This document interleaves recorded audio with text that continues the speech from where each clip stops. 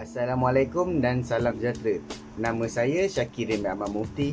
Saya merupakan pelajar daripada Universiti Pendidikan Sultan Idris yang memegang nombor kad matrik di 2019-108-7527. Okey, hari ini kita akan membincangkan sedikit tentang subjek falsafah ilmu yang bertajuk Perbandingan Teori Kebenaran Paradigmatik dan Performatif.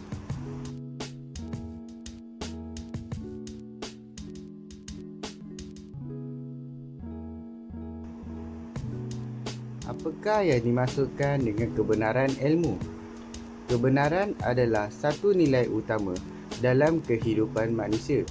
Fungsi rohani yang menjadikan manusia bermaruah sentiasa berkehendakan kepada kebenaran. Ia selaras dengan fungsi ilmu pengetahuan itu sendiri, iaitu mencari kebenaran. Manusia di sepanjang sejarah kewujudannya secara terus-menerus mencari hakikat kebenaran. Setelah manusia mengerti dan memahami kebenaran, fitrahnya akan terdorong pula untuk melaksanakan kebenaran itu sendiri. Pengetahuan kebenaran semata-mata tanpa diikut dengan amalan dan pelaksanaan akan menyebabkan manusia mengalami perbentangan batin dan konflik kejiwaan.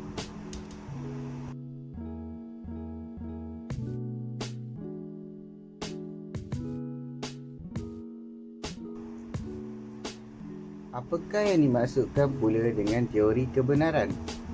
Sebagaimana kita tahu, teori kebenaran membawa maksud ilmu pengetahuan berkait rapat dengan pencarian kebenaran. Bukan semua pengetahuan manusia boleh dikategorikan sebagai ilmu pengetahuan. Hanya pengetahuan tertentu yang diperolehi daripada kegiatan ilmiah dengan metod yang sistematik, analisis dan pengujian data yang dapat disebut sebagai ilmu pengetahuan. Dalam konteks falsafah ilmu barat, terdapat beberapa teori kebenaran sebagaimana yang berikut. Yang pertama adalah teori koresponden. Yang kedua adalah kosintesis. Yang ketiga adalah pragmatik. Yang keempat adalah performatif. Yang kelima adalah pragmatik. Yang keenam semantik. Dan yang ketujuh non-deskriptif. Okey, hari ini kita akan membincangkan dua teori sahaja, iaitu teori paradigmatik dan teori performatif.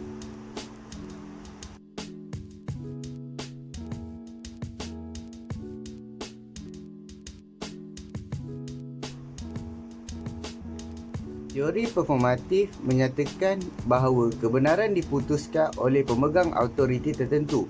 Sebagai contoh, penetapan pihak kerajaan untuk melaksanakan program pembelajaran mata pelajaran sains dan matematik menggunakan bahasa Inggeris atau dikenali sebagai projek PSMI. Sebahagian masyarakat beranggapan bahawa program tersebut adalah baik dan benar untuk dilaksanakan di Malaysia kerana ia telah diputuskan oleh pihak berautoriti walaupun keputusan tersebut bertentangan dengan bukti-bukti empirikal. Dalam kehidupan seharian, manusia kadang-kala perlu mengikut kebenaran performatif atau keputusan yang dilaksanakan oleh pihak yang berautoriti seperti pihak pemerintah, pemimpin agama, pemimpin masyarakat dan sebagainya. Kebenaran performatif dapat membawa kepada kehidupan sosial yang rukun, berperaturan, tertib dan stabil. Namun, kebenaran teori tersebut juga mempunyai kelemahan seperti tidak mendidik anggota masyarakat untuk berfikir secara kritis dan rasional.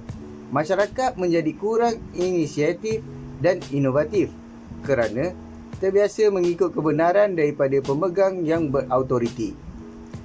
Bahkan, pada sesetengah tempat, masyarakat sangat mematuhi adat dan pihak pemerintah yang mutlak. Seolah-olah semua pernyataan yang dikeluarkan adalah kebenaran yang sahih. Mereka tidak berani melanggar keputusan pemimpin dan tidak membiasakan atau tidak dibiasakan menggunakan pemikiran yang kritis untuk mencari kebenaran.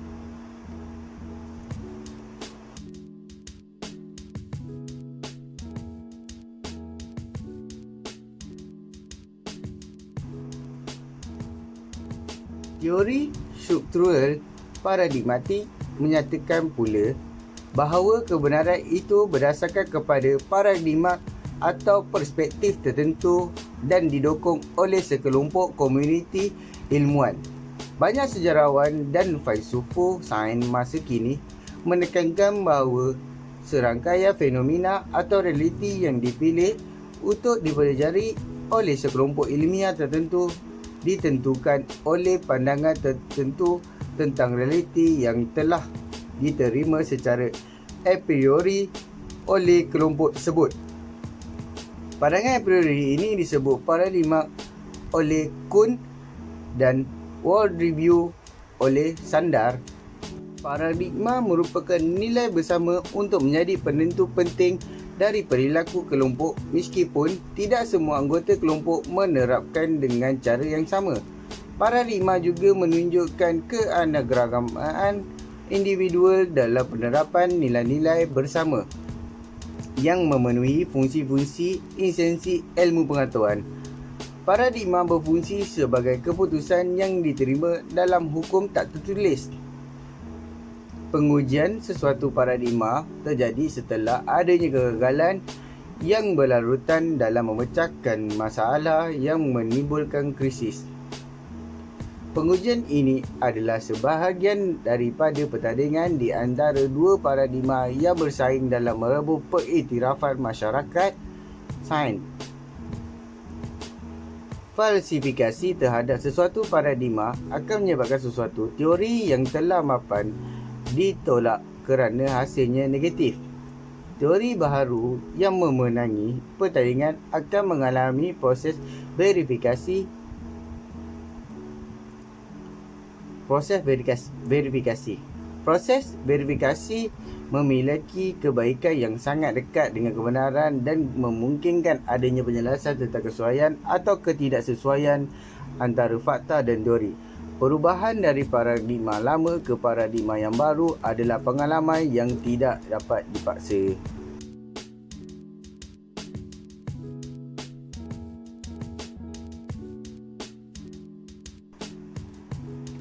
Saya telah memperolehi 3 perbandingan di antara teori kebenaran struktural, paradigmatik dan performatif.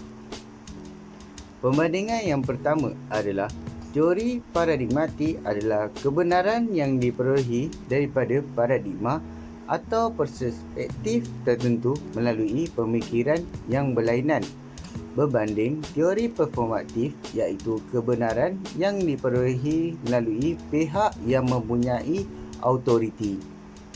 Yang kedua adalah teori paradigmatik adalah teori yang menganalisis dan berfikir secara kritis bagi memperolehi kebenaran tertentu, berbanding teori performatif tidak dapat berfikir secara kritis kerana mereka harus berpandukan dengan kebenaran daripada pihak berautoriti. Yang ketiga adalah teori paradigmatik mampu mengkritik sesuatu kebenaran yang dinyatakan oleh pelbagai pihak, berbanding teori performatif tidak dapat mengkritik kebenaran yang diberikan oleh pihak berautoriti walaupun terdapat bukti-bukti yang tertentu.